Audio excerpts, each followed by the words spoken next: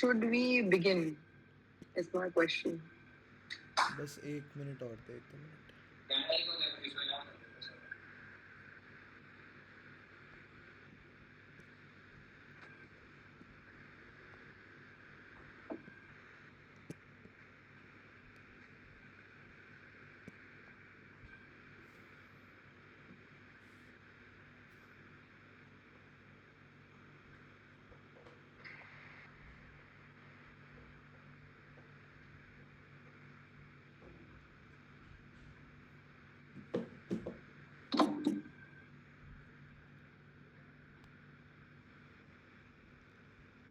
कर सकते हैं ना, I guess. Okay, cool. I'm audible, right? या you are. Okay, cool. So I'm gonna go at a slightly faster pace because Anand is adamant that we need to close this in 30 minutes. So in case there's any doubt, just stop me. Okay, cool. So we're gonna start with the basic thing, which is basically how do everything begin in marketing class? It begins from a problem, a need. And what do we have for a problem or a need? We have a solution.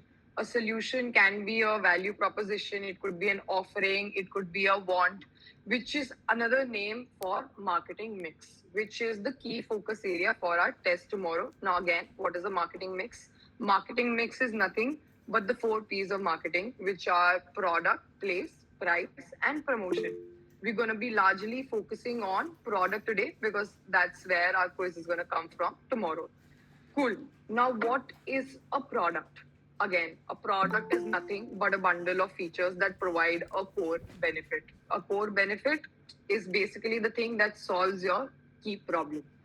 Now, there are levels within a product itself. I hope you can see my badly written notes, some idea that will give you. Okay, yes, I can see a yes. Cool. So the levels of a product. Okay. Now again, begins from the core benefit. For example, for me, my main problem is that I feel sleepy in class. Now, a possible solution to that problem could be something as simple as a coffee. Okay, so the coffee ka, for me, the core benefit is something that basically has caffeine, helps me to stay awake. That's the core benefit. Now, expected product. Now, there could be multiple solutions, multiple brands that create a product like this, right? Product mainly a coffee here in this scenario. Now, for me to even consider those options, which is the expected product, they need to fulfill a few categories, right? That it needs to be a established brand, it needs to have a certain level of caffeine, it needs to have milk, etc., etc., etc. Basic things, which is the point of parity. What are my basic expectations from a coffee? It needs to fulfill that for the brand or the product for me to even consider it as a possible option. Now, one is that. Now, second, I have multiple options. Which one do I select? Here is where the augmented product comes into play. Now, augmented product is nothing but a few augmentation that you do to your base product. Now, how do you do it? It could be something as simple as a brand. I'm forcing Anane to buy me a Starbucks tomorrow. Why is Starbucks? Because I love the brand. So, brand, the Starbucks brand for that particular coffee is an augmented product, right? It's that uh, extra benefit, the point of difference as to जो आपके पास possible options available हैं. Why is a Starbucks coffee better? That point of difference can be brand, can be some other key benefit. I don't know, maybe it's the only brand there that offers me a hazelnut version, just for the sake of an example right now. So that key feature which is different and the thing that makes it better than all the other available options becomes the POD, which is the point of difference for that augmented product. Now, a potential product is the last layer. Now, this is something which does not exist right now, but can come in that could really up the game. For example, Kalko Starbucks comes up with a protein coffee, for example, right? So that it's now giving me not only the caffeine benefit but also fulfilling my protein needs. So that could be a potential product that they can launch and could create a much bigger difference. Now, again, The thing what happens is now that they have created a protein coffee and everyone else sees it, it's highly possible that even the other brands start coming up with a protein coffee. So from a potential product, it became an augmented product, and now it has come down to the expected product because now I expect protein to be a normal thing in all my available coffees. So that's how it happens. Now augmentation में क्या होता है कि जैसे अभी मैंने बोला maybe that protein came back to the expected product now market maturity reach हो गई इन दैट सेंस जिसमें there is no more augmentation possible for example for right now we then the product become a commodity. Now again, as per Bhupesh, and also makes logical sense, uh, it's not possible, right? Because there's always scope for something additional that someone can come up with, some new idea, maybe some different product, maybe some different feature. So in that sense, when they say कि product commodity बन गया या market has reached maturity, it's actually the failure on the part of the marketer that he wasn't innovative enough or creative enough in terms of either creating an innovative feature or creatively making the brand even more important. He wasn't able to do that and augment it or make that point of difference. That's why in reality a class में sir ने TV का example दिया था, no market ever in a way reaches maturity. Cool. Moving on. Now we come to types of product and service, which are basically goods, right? So there are three types of products and services. First is, again, I would just to stop myself in between. More than the definitions or the technical words, I am trying to come up with more examples because that's how I'm thinking that Bhupi's exam is going to be structured tomorrow. So in case you have any doubts in terms of the examples that I quote or any other example, if you have in mind, feel free to jump in between. Cool. Coming back to the three different kinds of products and services that we have. First is search goods. Again, something that you can basically evaluate before consumption. Um, it could be two different tops that I hold in my hand. You know, I can see them, whatever. Like I can, before buying, I can make a decision. Maybe this one is going to look better on me. So that's usually comes with physical products because you can see them around. Maybe it's a pen holder, maybe it's a pencil box, something as simple as that. Then second is experience goods. Then you can only evaluate after consumption. I recently watched Superman. I liked it. किसी और ने वो कौन सी movie है जो हिंदी वाली बॉलीवुड चल रही है गंदी सयारा हाँ सयारा देखी है so maybe someone can like it or not like it or a bad haircut like Nishal's haircut could be like a bad haircut ठीक है so in that sense those are basically things that you can only evaluate once you have gone through that thing or you have consumed it कि अच्छा हुआ Masuda, I have a question. So, if we have reviews from other people about the movie, so will it not become search goods for us? कि हमें तो review पता है already उस movie का. So नहीं it's before consumption. We've already made. yeah it's a यहाँ पे the key thing that you have to keep in mind is your consumption that you are the consumer for them it could now it's an experience good but again a movie see अभी last में मैं इसके बाद जो मैं बोलने वाली हूँ last वो I will tie back to that but for him it could be a great movie like I said right Nishal thinks he looks great in that haircut for me it sucks. So in that sense, it's not like you can't say a search good because you don't know whether you will like it or not. Does that answer your question a little? Yes, got it. हाँ एक बार अभी जब खत्म हो जाएंगे मैं एक और चीज बोलूंगी that will really answer the question. ठीक है that's the experience good. Mostly your vocational services etc. fall under this. Then the last one is credence goods. Basically that even after consuming, you can't make out whether that was really good, bad, whatever. So one of the things could be, you know, like for lack of like the stats class. I still feel it sucks.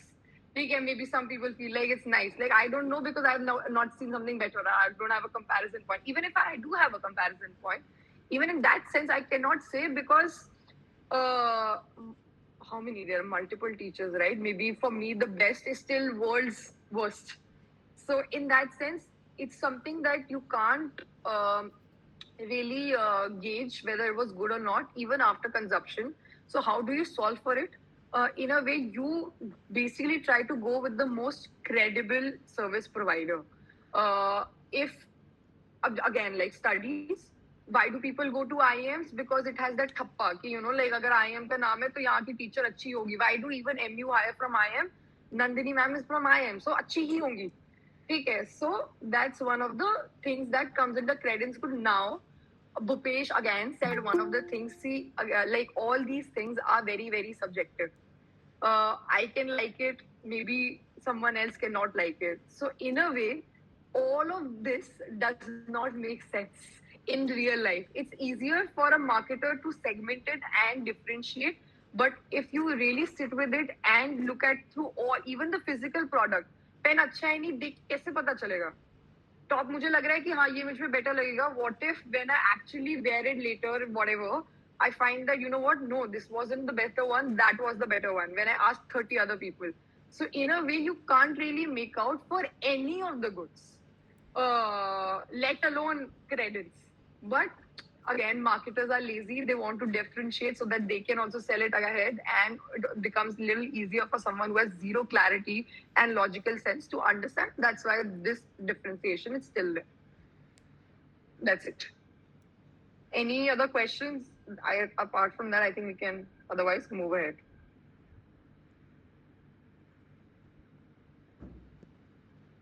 Cool. Now that we have done all of that, we come to the difference between product and a service.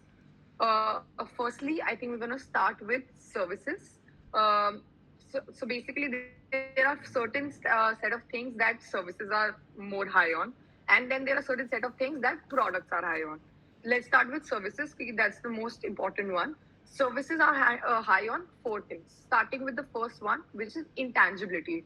Intangibility, again, is different. Tangible and intangible may the only difference that we need to keep in mind is whether they are measurable or not measurable. If not measurable, it's intangible. If it's measurable, it's tangible. Again, if you're talking about touch, which was a lot of people thought that, like if you can touch and feel, it's a tangible product. That's a tactile product. That's different. So measured and, intangible and tangible, just keep in mind one point of difference. Can you measure it or can you not measure it? That's it. Now, intangible, again, education can be an intangible service, right? You can't really measure. अब MU हम आ गए हैं मतलब but कैसे measure करें कि whether it was the right decision or not.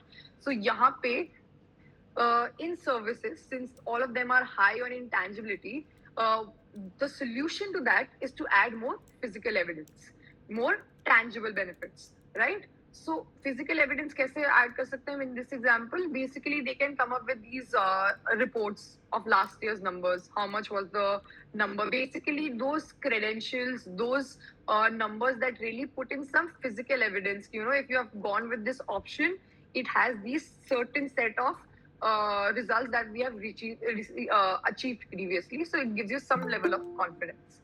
That's intangibility. Now, second one is variability. Now, variability, again, since we are talking about services, services are provided by people. When people are involved, obviously the quality can differ from time to time, right? Now, how do you fix for this so that, maximum people get a more standardized sort of service from all the time? Something like an example, like a great example could be McD. Like they are making those burgers, but Nishal's burger can be different from my burger in terms of its construction. How do you minimize that error, the human error, which is inevitable, uh, through standardized processes? You put in a process in place that, like first all the buns need to be laid out, then all the lettuces, then the whatever patty, etc. So that it becomes a standardized process. You minimize the error. Again, there is no way to get down the error to a zero, but you can really minimize it to the least possible percentage. That's how you solve for variability. Simultaneity is the third factor, which again, when a service is being provided, it makes a logical sense that the provider and the consumer need to be there together. For his haircut to have happened, he was required to be physically present. Now, again, how do you solve for this? Because it's again a lot of pressure, right? Like, again, one of the examples could be a haircut, one of the examples could be us attending a concert or us sitting in class and a teacher delivering a lesson. So mostly what happens in this is that there are multiple consumers at the same time and one person who is delivering the service. Usually, it can also be one is to one by one, like in case of a haircut. Now, how do you solve for this? Because again, the quality can be different. Bhupesh could be very, very nice to see section. He could not be that great a teacher. Maybe his mood is off or whatever. For example, in a D section class one day of the same subject material. Same goes for a like a Dua Lipa or whatever, any performer coming. Maybe she could have the most kick-ass concert in Mumbai while her Delhi concert sucks. Maybe she was tired the next day, she lost her voice, whatever. So how do you solve for that? You solve for that by giving people proper training. You want to give Nishal's barber a training so that he never ever cuts his hair like that again. Similarly, for like a Dua Lipa or whatever, like you train it. You have a certain set, you have a fixed set, you perform it, you practice it multiple times so that whenever you're providing that service, it's always the equal amount, sorry, the equal kind of a service that's given to all the people that are attending. Everyone has a nice experience. Every single time it's provided differently. That's how you solve for simultaneity. And the last one is perishability. Again, services are perishable services. They cannot be stored for futures. For future, for example, like the example that Bhupesh gave was the flight examples, right? There's certain set of seats. If the Bombay to Delhi flight is 5 p.m. and if 5 seats are still vacant, they're gonna perish. You can't do anything about. You can't store it for the next 6 p.m. flight. Similarly, if I have so basically like hotels, in case Goa is not, maybe it's not a correct time to go to Goa right now. So if no one buys their rooms are going empty. They can't do anything about it. They can't store it for maybe New Year ke time pe main use kar lunga. Nahin. You can't do that, right? So to solve for this problem, how do they solve it? Through dynamic prices. You know, they at times off season there are discounts in hotel prices. Flights are way, way, way cheaper, like 7, 8, 9 months before. At times, restaurants do happy hours because they have a certain set of inventory for that day in terms of food, right? If that food is not consumed in that very day, it's gonna go waste. They have to throw it out. You can't give stale food to the people next day. So they, come up with discounts. They come up with happy hours, etc. So that's dynamic pricing is a way to solve for perishability. Now that's how we discuss services. Coming on to products, again, now they are the opposite end. Services were high on intangibility, products are high on tangibility. Now, how do you again make a difference and push your product out? You have to do the opposite. Since they are high on tangibility, you have to add in intangible elements to your product or offering. Uh, it could be something like I gave the Starbucks example. Like the branding of Starbucks is something that makes maybe the coffee is as shit as the other coffees that are out there, maybe even worse. But it's the brand, it's the experience that I get from going to that store that makes a difference for me. So that's an intangible asset that they add to their product, and that really makes a difference. People like me fall for it every single time. Okay, now going on, that's done with the difference between product and service. We come to, so again, in a way, if you look at it in isolation, there is no product, there is no service, because products have serviceable elements to it and a service has tangible elements attached to it, right? Yeah, you have a question. If the frequency of providing a service reduces the simultaneity of it, like not training, like you said, training say वो एक standardize आ जाएगा, तो variability बहुत कम हो जाएगी providing. Frequency से भी हो सकता है. Not really, because again we are talking about people providing the service. So अगर मैं, let's say for example, Rupesh. What's the question? Okay, sorry. Okay. Let me. Sorry. So I'm just gonna repeat the question. Maybe they couldn't hear it. Nishal asked the question. For sorry, which you said for simultaneity. The way to solve for that was proper training. Rather than doing proper training, he's saying if we do multiple repetitions, can that be a possible solve? So again, yes and no is the answer, because if again, yes, practice helps, but practice will fall under proper training only. But frequency will not help, because it's people. If the person has to do 100, so what happens usually? I think you must have heard about these news. Like it's very common for all these artists to cancel their 100th or their 50th concert. because their vocal cords have given out.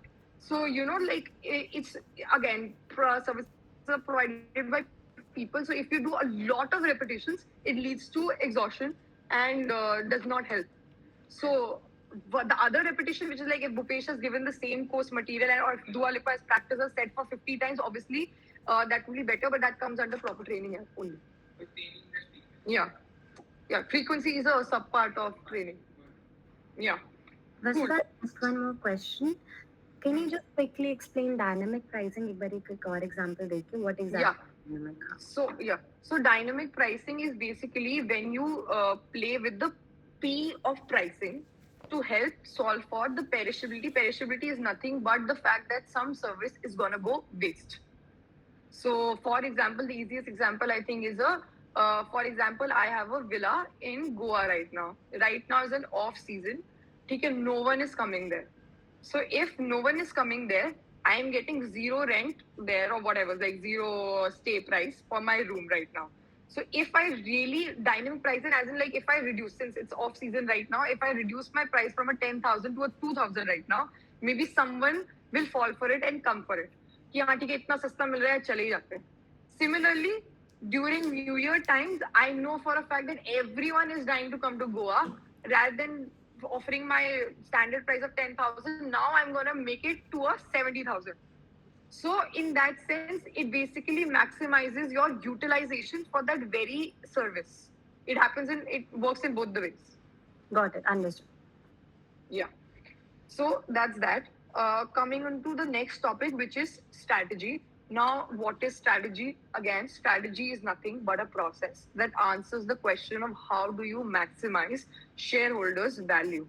Okay, it's a series of steps that you have to take in uncertain times, जिससे आपकी shareholder की value maximize होनी चाहिए. ठीक है. Now, how not to do it what was taught to us first, which is the product life cycle. Let me open someone else's note where he has made the product life cycle. I have not made those notes yet. Cool. Can you see my screen? Shout out to Harsh. These are his notes. Cool. So now product life cycle again. I'm not going to go into keys ka bhi interpretation kya hai, but first let's understand the cycle. Product life cycle has obviously two axes. One is the lower axis, which talks about the time, and the other one talks about the total sales volume. Now again, it's divided into 4 phases. First is the introduction. You introduce a new product, right? No one knows about your product. You are trying to gauge demand, etc. Whatever, figure out where does your product lie. Once you start getting traction, you're getting orders, you're seeing that it's working. Then you enter slowly into the growth stage, where what happens is now other competition comes into play because people see, oh, yaar, ye idea to chal raha hai. So maybe they will also start coming up with similar products, similar ideas, etc. Whatever. And then competition comes into the picture in the growth stage. Then you reach a maturity stage where basically there are too many people in the market. Again, like a good example to understand this would be the analogy of, for example, OTT le lete hain abhi ke liye. So maybe Netflix was the first. Right now, let's just assume that Netflix introduced this first. Okay, there's no other OTT platform. And then they start seeing, people are really liking this. They want to watch movies at home, whatever, like in this sort of a system that Netflix provides. Now, there are other players coming into the picture. In the growth stage is going to be all the Jio Hotstars and all the Sony Lives and all the other kind of platforms that can be there. Now, when it reaches maturity, what happens is there are too many players in the market. And now, the smaller ones either get dissolved or taken up by bigger ones, like Jio Hotstar just happened. Hotstar was bought by Jio. Then, or they just exit. Maybe something I can't, like maybe for example, like a Z5 Kalko, no one watches it. It has to shut its system. So maturity stage, the smaller players either get dissolved into the bigger players or they have to exit the entire game. That's where the maturity stage happens. Then even after that, what happens is that usually a product leads into a decline stage. where very key players only. For example, obviously it's not happened for OTT yet, but maybe 15-20 years later, what we see, only a Netflix or a Amazon survives, and everyone else had to shut their business. They can't survive. Again, I think a better example would be like a case of a smartphone, right? Apple introduced it first, then Samsung, Samsung, Vivo, Oppo, all every OnePlus, everyone came in maturity. You realize that only an Apple or Samsung or a OnePlus, say example, are the biggest players that are left. BlackBerry, all your Nokias had to shut. That happens in the decline stage. Now the problem with this entire thing is that a product never really reaches a decline stage, right? Even if in this example, which I just quoted, is a wrong example because smartphones are still there. There are still different brands that are coming into picture. Like if you take up TV, same. Maybe the product emerges, the product changes. Like maybe a LED TV is dead, an OLED TV is here, but TV as a product is still surviving. Either the old product declines and dies or whatever, but something replaces it. So in a way, if you really look at it, no product life cycle ever finishes, and also you can't assume it. You have to. I right now cannot predict when an OTT platform will decline. Neither can anyone else. Even people with all the data for Netflix can't really, because कल को कुछ ऐसा आता है that really disrupts it. एक दिन में it could be dead, or maybe it just never dies. You never know. So in that sense, it's something that you can't really predict. So this cycle, in a way, does not make sense. Okay, that's it. Iqbal, let me just quickly check if I've left some point. I've not made notes from here on, so just bear with me. Yeah, this we have covered. That's it. So in PLC, this was the main key takeaway. These are 4 stages, and I think Khushbu has a question. No question, Vasudha. You just missed the 3 more P's of product where he mentioned there are total 10 P's, but we only consider 7. The process. Yeah, process, people, physical evidence. Yeah, only wanted to add that. Yes. So basically that comes when we were discussing the solutions for the 4 services. So basically there was, I think, people, there was physical evidence, and there was process that we just talked about to solve the problem simultaneously. Those are basically your 3 remaining P's. You club that solutions, the 3 P's with the initial 4 P's, you have your 7 P's of marketing. That's it. So yeah. Does that answer your thing, Khushbu? Yeah. Okay, cool. Moving on next to product planning exercise. Now again, the key objective or the principle of a product planning exercise is just to look at the sustainability of the organization. The organization needs to sustain in the longer run. How do you do that? You do basically by answering 2 questions. First is obviously, like for any organization to sustain, it needs to generate money and revenue. So how do you generate money and revenue? And the next question is, how do I utilize that money and revenue? Like the famous example that I think Bhupesh gave multiple times was if all of us start going on yacht parties, all the money for MU by Pratham could be utilized. So you also need to know how to utilize the revenue and money that you're earning. Now, starting with the first one, how do you generate? We have the Ansof's matrix that helps us answer that. I think this is going to be the key part of the quiz tomorrow. As per my best guess, I can be wrong. But I feel like most of the questions are going to come from this. So again, how do you create this matrix? Again, it's a 2x2 matrix. Let me just try to zoom it out a little. Yeah. So it has 2 axes again. The market comes at the bottom. The product comes on the left-hand side. Then we have existing product, new product, existing market, and new market. Now, starting with the first one, basically, if you have a existing product that you need to create for an existing market, how do you increase your money or revenue? Obviously, you have to increase the usage for that very product for the consumer, right? Like the example could be the size of the toothpaste or any other cream for that matter, sunscreen especially, they increase the size of the lid so that more quantity comes out each time you squeeze it. So basically, without even knowing, you're utilizing the existing product more. So that change in packaging is something that makes the consumer consume it more. One simple example is that. Now again, make the consumer consume more. It's called the market penetration strategy. In this, obviously, you can play with the positioning as well as the 6Ps, obviously not the 7P because the product is an existing product. So not the product P is not here included. Now, the next one is that you have an existing product, but you want to market it to new consumers. Now, how do you do that? Now, taking the product to new consumers basically happens in two ways. One is through geographical market development. Basically, you enter different markets. Now, for example, I am selling a skincare brand or something that I have. Now, I feel like, UAE could be a great market for that. So that's an example of a geographical market segmentation. I'm entering a new market. It can be countries, it can be even regions or cities or maybe even states within India, a new state that I'm entering.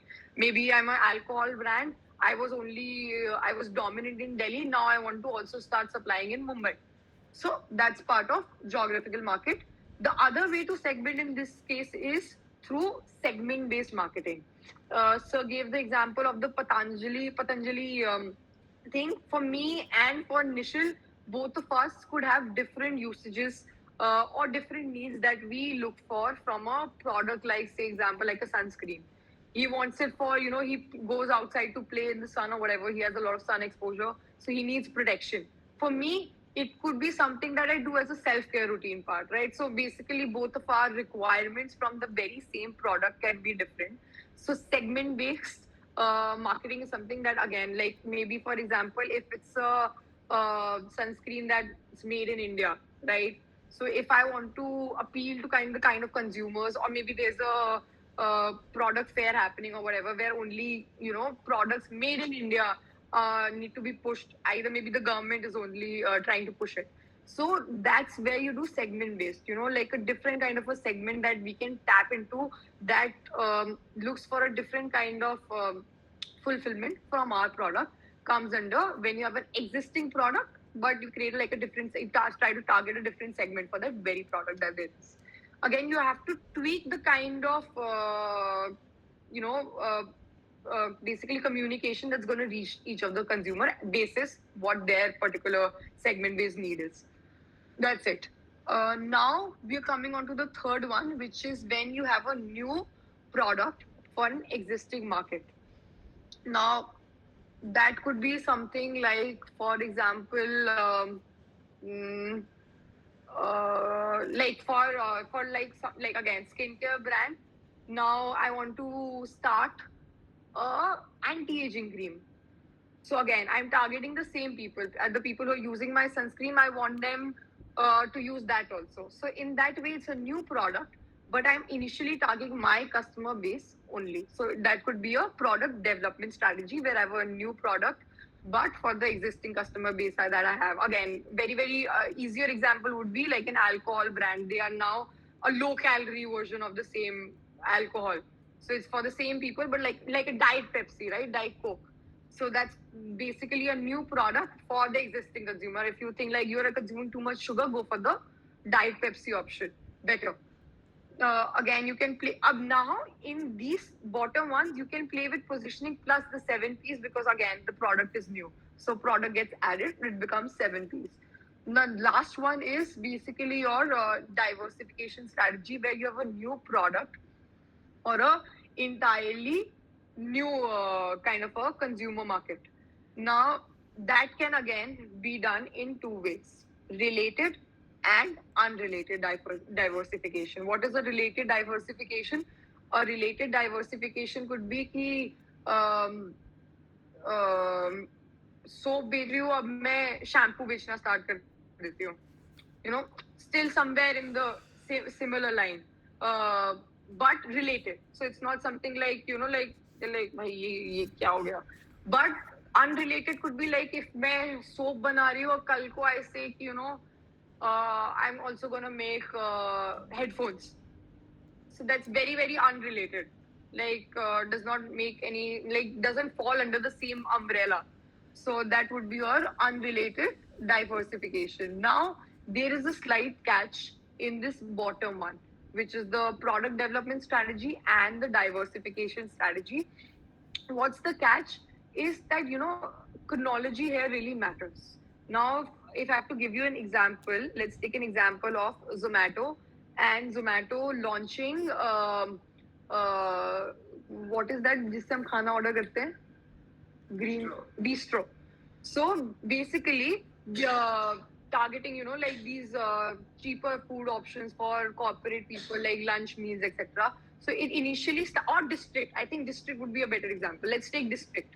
So for district, they first started promoting it on their very app, right? There was a district button. There was a lot of communication that was done on their app within their app, so that the existing customer can quickly go towards the new product that they're launching. District, completely new product, not related to food whatsoever, right? It's for ticketing, etc. related, like if you want experiences. So in that sense, पहले उनने existing customer को दिखाया. But again, it's not just people who are buying food from Zomato that they want to target at the end of the day, right? They want newer people, like for example, people who might not use a Zomato but are using a Book My Show. That's also the kind of consumer that they want to target.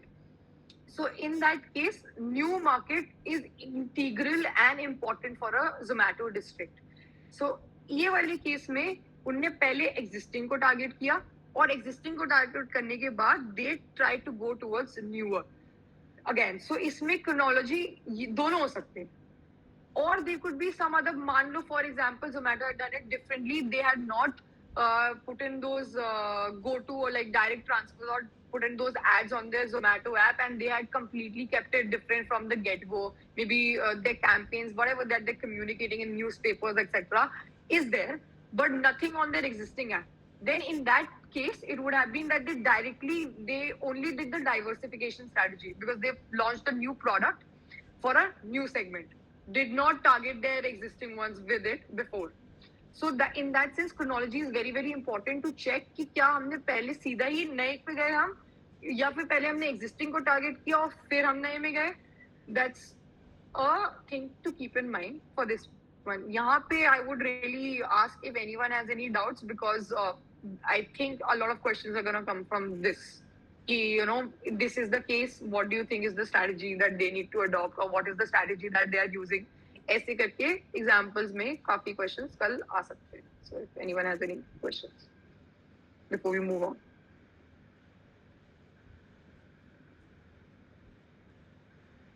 Cool. So in terms of extensions, basically variations are done in. Let me just quickly open my gallery.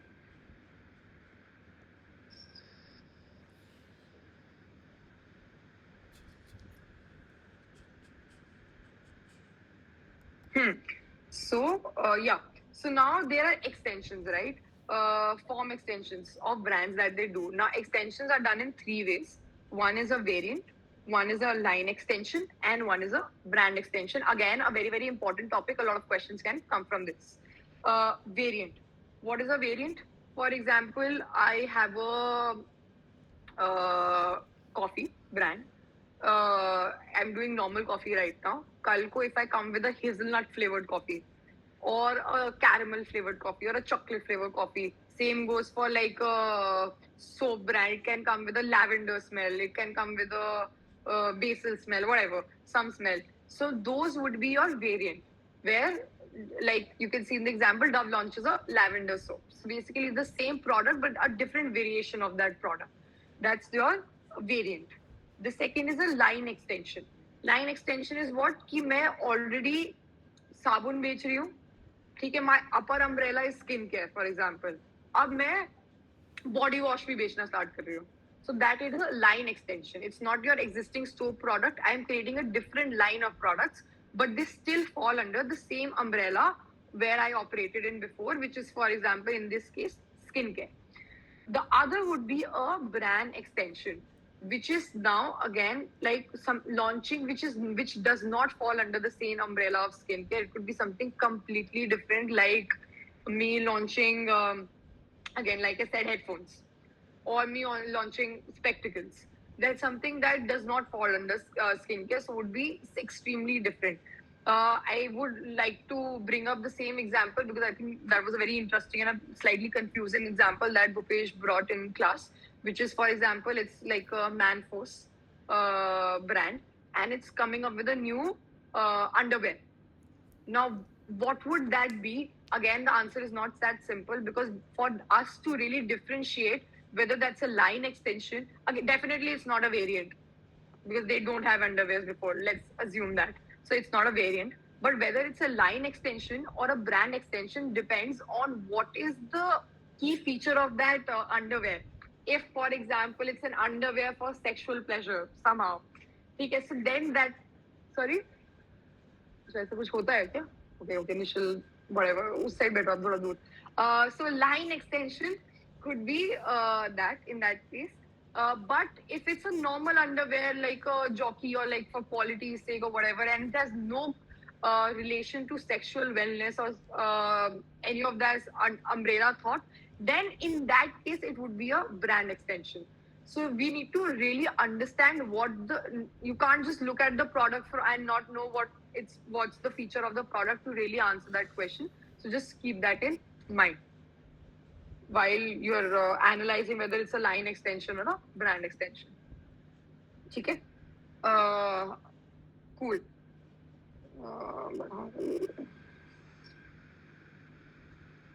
Any questions before we move on to the next one? I don't think so. Cool. Now we go to the last one, the last class that we had to do for tomorrow's syllabus, which covers your BCG. Now, again, coming back to the two questions I asked initially. Pehla tha, how do you earn more money and revenue, right? The second question was, my notes. Yeah. The second was, how do I utilize that? Can you just open? How do you utilize that revenue and money? Here is where the BCG matrix comes into play. You were also attending or what? Okay. No. Now coming on to the BCG matrix. Firstly, we need to understand how do you take out the relative market share of the leader and of the non-leader. Let me just quickly, before going to the matrix, just show you this. That's there. मेरे notes नहीं है. Okay, so as you can see, I'm again keeping the same examples that we did in class easier so that people don't look at new numbers and get all agitated or confused at this hour of the night. Apple, Samsung, Vivo, Dell. Again, it's not done for a brand. It's done for the various different products of that brand. Very, very important to keep in mind. Now we have the different products stated here. We have a laptop, a phone, a watch, a earphone, a tablet, whatever, etc. And then we have the 4 brands that are out there, the players in the market, with their individual market shares, right? 40%, 30%, 20%, etc. So just looking at the numbers, you can obviously understand who is the market leader. So let's just quickly do it for a laptop.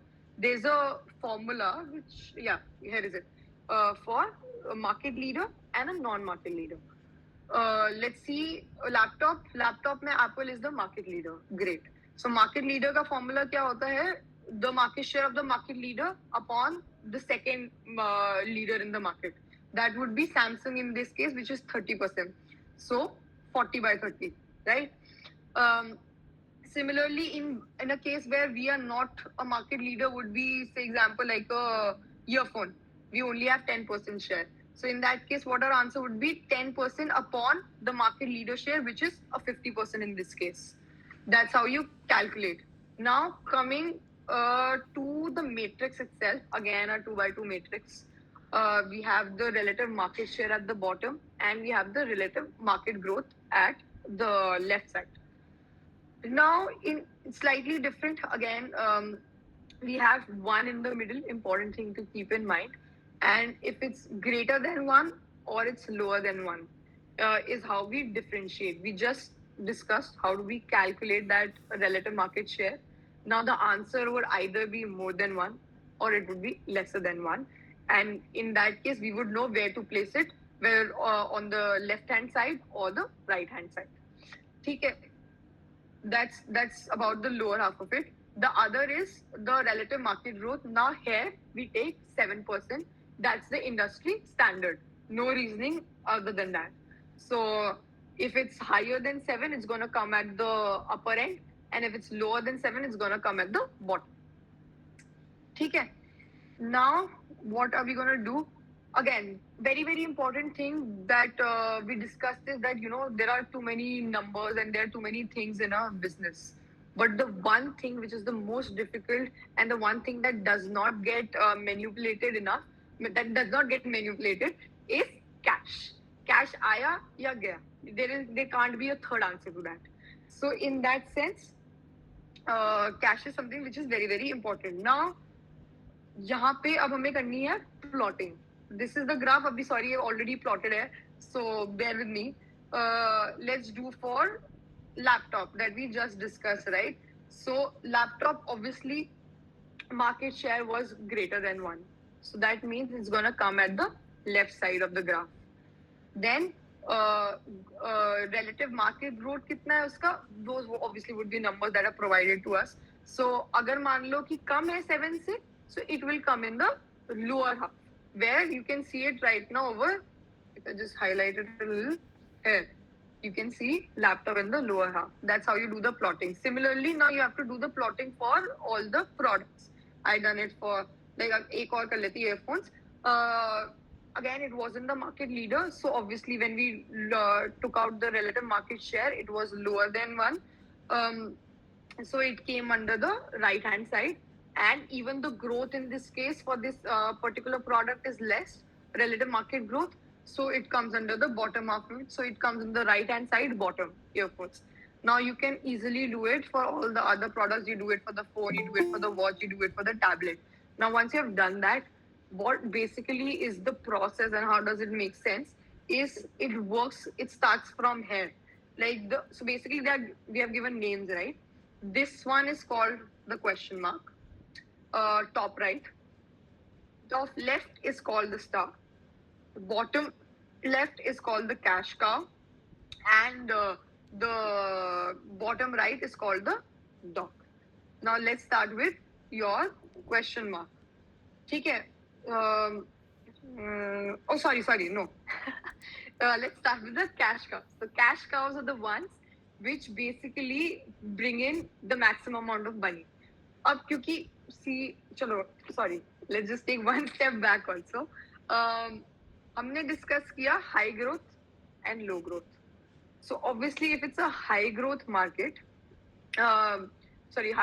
high growth market, there's going to be a decent level of money that's coming in, right? So plus, you see these small pluses over here. That's basically a lot of cash coming in. Okay. Similarly, so नहीं क्या बोल रही थी मैं. हाँ, so since it's a market where the market share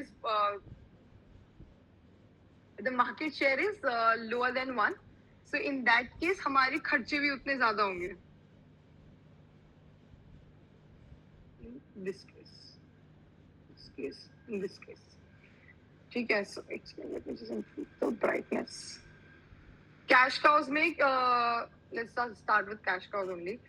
We have a lot of cash coming in, obviously, because those are the ones that bring in a lot of money. If we have to give the MU example, the one with the least amount of investment and kharche, but the maximum amount of money is something that falls under cash cow, which would be, say, example, like the RISE program, because it only happens on weekend. A lot of the classes are even online.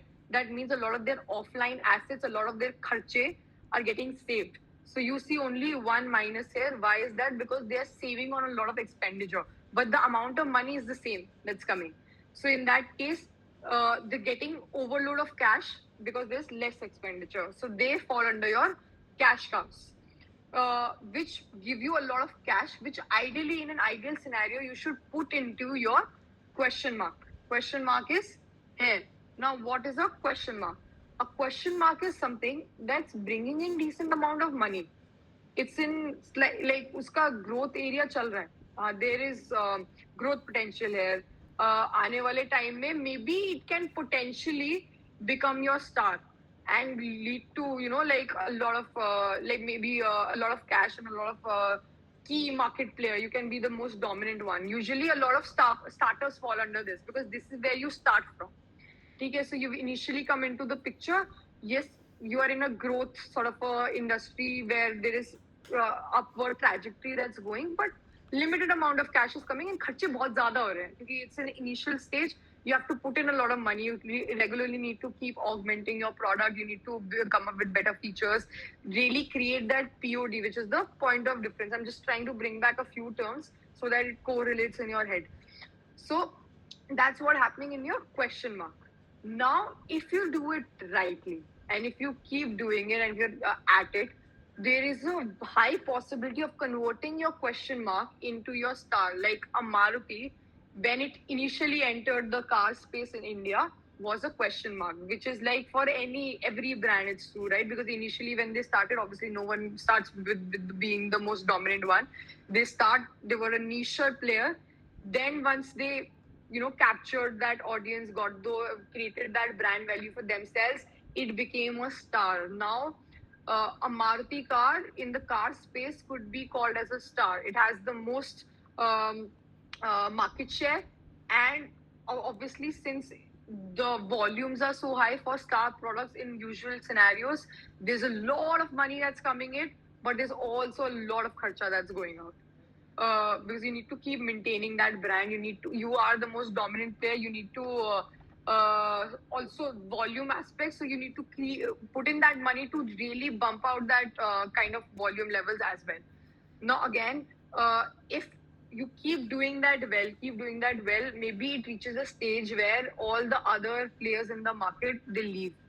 You're the most dominant player, and once that happens, your star can even become again your cash cow. Maybe for example, all the other companies somehow don't do well. Maruti gets 99 or 95% market share. Some of his cars will from a star player become a cash cow because they have standardized the processes. Unke kharche now, because they are dealing in higher volumes, can be saved. There are less competition because they eliminated the competition. Again, a lot of money because they are selling the most. They don't have that much competition. They don't need to now be that aggressive in their branding or in their augmenting process. So that's how this happens. Now, one other thing is what if once something that was our cash cow, for example, let's again take the Maruti example, like a WagonR. Maybe once it was their star product, maybe once it was even their cash cow. When I think they started with the cab service, like, there was too much demand. All the cabs wanted like a WagonR, for example, just assume it. Now what has happened is, no one wants to buy a WagonR, maybe for whatever reason. Maybe it has brand value has depreciated, or maybe there's too much competition in that space and in that price point, and there are better options that no one wants to buy a WagonR. So now it has, from a cash cow or a star, it has come down to a dog, which is there, but limited amount of money, very less amount of revenue it's bringing in, cash that it's bringing in, and also kharcha are less because they're producing it not that much now because it's not that important. But in an ideal scenario, what they say to do with dogs is to disinvest them, basically get rid of them. But like the example that was taught in class also, at times dogs are necessary for your star product. Like if there are those digital thingies in McDonald's or whatever, which help kiosk. For example, let's just assume that they have games in it also.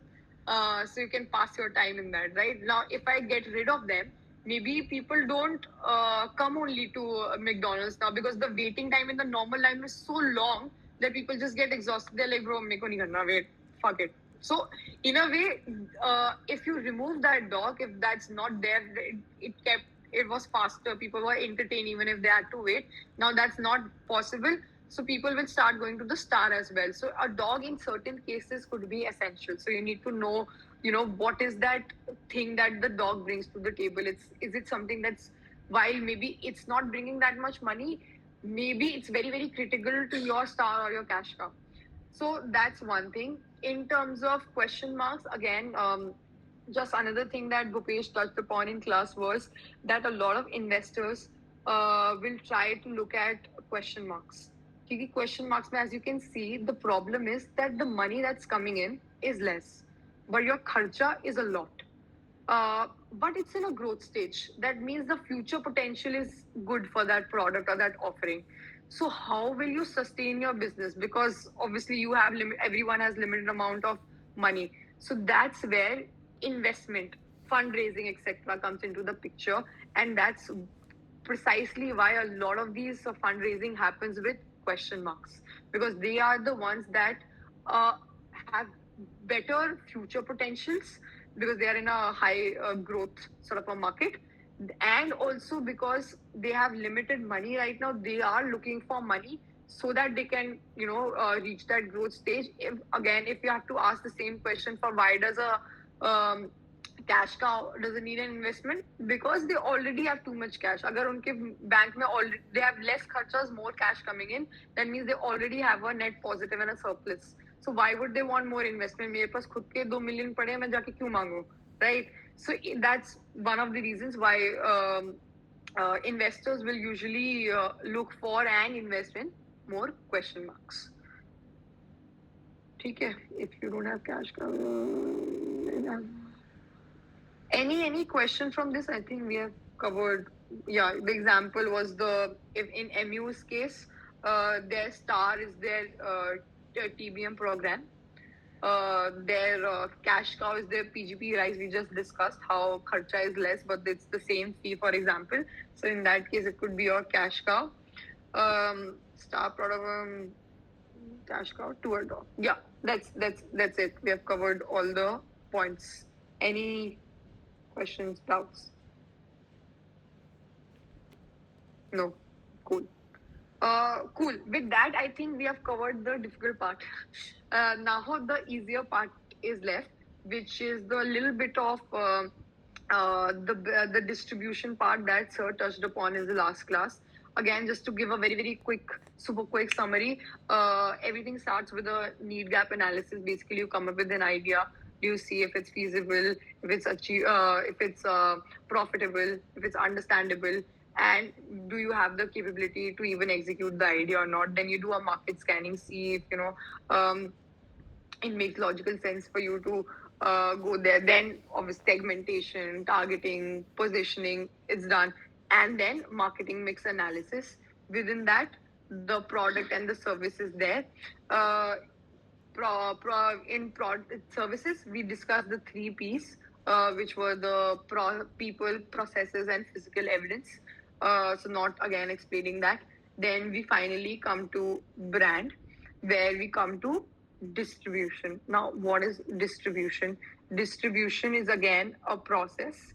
It's a 2-way process, because there is a product and a service that's being provided from the manufacturer to the consumer, but the consumer is also giving money as well as feedback and information to the manufacturer again. So in that sense, it becomes a 2-way process, right? So that's the definition of distribution. Now, how does distribution happen? We have basically, if you can make sense of this diagram, slightly difficult, even I couldn't make sense. Basically, there are 3 channel ways of doing it, right? One is the most direct way, that the manufacturer, channel 1, manufacturer provides it directly to the consumer. The channel 2 is there's a manufacturer, a retailer, and then the final customer. And then there is a channel 3 where all the other agents reside, which is your distributor, which is your retailer, etc., all the other things. Now, going through the process quickly is, for example, carrying and forward it. So you can see a CNF agent, SS something written over here, super stockist. So what is this? Basically, this was something which was needed previously. जब product एक location से दूसरे location में करने होते तो there used to be like a VAT. So उसमें थोड़ा difference आता था, etc. It was slightly complicated. So these agents used to come in and really help simplify the process and take that headache on themselves. But now with GST into the picture, they have basically eliminated the need of a CNF agent or a super stockist. So that's one thing that has become less important now, or not existent also in certain cases. Then we have the wholesaler and the super distributor. Then we have the distributor, then we have the retailer, and then we have the customer. Now, if you can see in the entire process, there is certain level of commissions that each of these agents keep charging, right? As we proceed ahead. Like maybe the CNF agent took 1% commission, then the other person took 3, then the other person took 5, then maybe someone took. So again, which one is the most important among these? The answer would be retailer. Why is retailer the most important agent? Because he's the one who is closest to the consumer. He has the most access to direct feedback, direct information. What is the customer liking? What is the customer not liking? What's working? What's not working? He has all that information and has that access. So in that sense, a retailer becomes your very, very important agent amongst all these, the most important one. Okay, all of them take a certain amount of commission, etc. That basically falls into finally into the price that's reflected to the consumer at the very end. Now, what's intermediation? Basically, what you do is you introduce a new entity in the entire supply chain. Now, again, like a wonderful example is an Amazon. Like it has done the most, right? It has simplified and eliminated multiple people in one go. A simpler example could be like an Uber. Pehle, there were cab drivers and people who wanted cabs to go from A location to B location, right? उसमें क्या होता था, आप जाते थे cab भैया के पास, भैया यहाँ जाना है वहां जाना है, नहीं देंगे दोस्तों, नहीं मन नहीं आज, whatever. So it was disorganized. Uber, what did it did? It became that new entity in the entire supply chain, came between the point of contact of the cab driver and the person who wants to go, the consumer.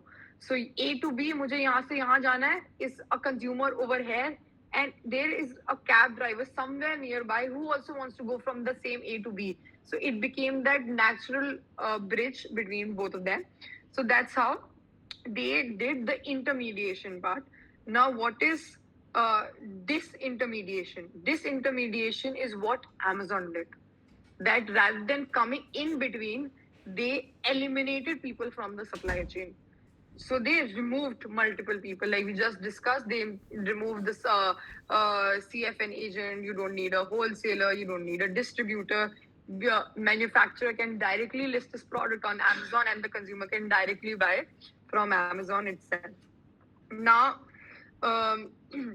re-intermediation. What is that?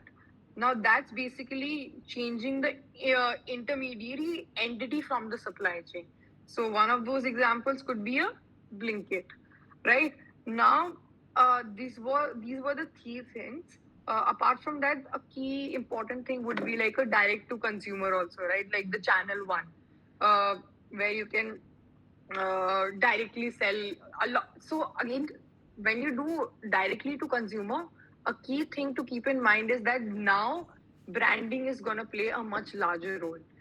When we were going through channel 3 with all these agents, at times products which had better distribution throughout or had better reach, by the natural virtue of just having better reach, became the more dominant players because they were available at more places where people wanted to buy the products. But when it's direct to consumer, that's not your key differentiator. You need to play more on branding, because that's going to be something that's going to be the key, that's going to create that POD for your product, so that the consumer buys your product because he's directly the one buying, and availability is not a problem in that case, right? You can deliver it to wherever that needs to be delivered. Distribution strategy we discussed, D2C. I think that's it. Did I leave something else? No. Uber, Ola, we discussed.